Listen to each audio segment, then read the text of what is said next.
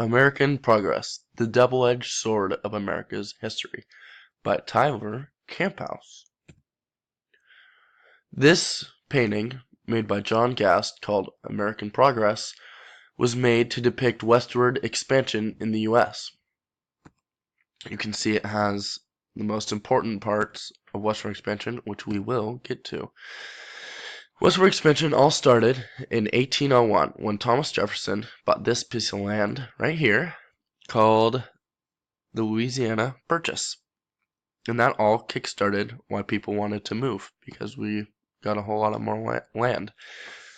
The angel in the American Progress picture shows that it was an ethnocentric movement because it was a white angel, and so it was mostly whites moving. It also shows that westward expansion could be portrayed as angelic, and that it was a good thing to do, and that people should do it. This shows that people wanted to move because they would get more money, and this is just more of an ad for people wanting to move west. People want to move west, and this is an ad for a boat to take them there. Why would people mostly want to move west? Well, population was going up. We got more land, so we'd obviously want to get some of that. And there was promises of money, like with the gold rush.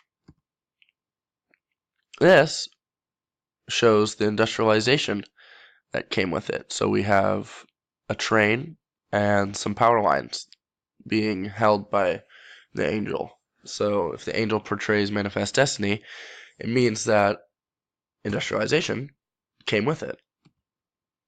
Here we can see that railroads in the 1860s were mostly all in the eastern part of the United States, except for that one in California, the tiny one.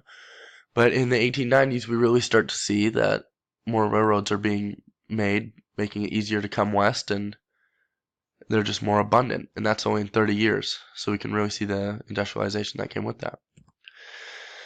It also made it a lot easier for people to get there. So people are moving west, and it's getting a lot easier to go there. So even though it seems very good, westward expansion was the double-edged sword. So it may be angelic to some, but it really isn't.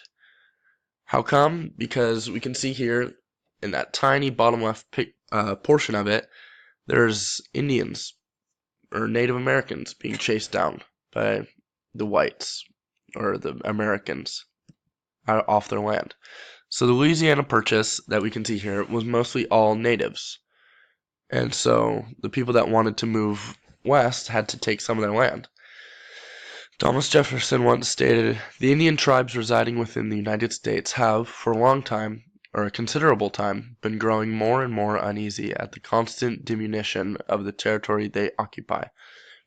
This means that the Americans were moving, and the Indians were starting to see that their land was diminishing. They were getting less of their land because the whites were taking over. So a lot of tribes were kicked off the land. The Cherokee, the Kaskaskia, and the Creek Indians were all some of them. And they were told in previous in many treaties that these lands would be granted to them forever. In one of the treaties, this being the Kaskaskia tribe, Article 1. So it's stated that they would have these lands forever, but really they got kicked off. One of the most famous examples of Indian removal at that time because of western expansion was called the Trail of Tears.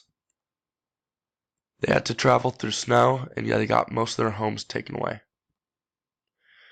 A soldier's recollection of the Trail of Tears, Private John G. Burnett, stated, "I saw the helpless Cherokees arrested and dragged from their mountain homes, and driven at the bayonet point into the stockades.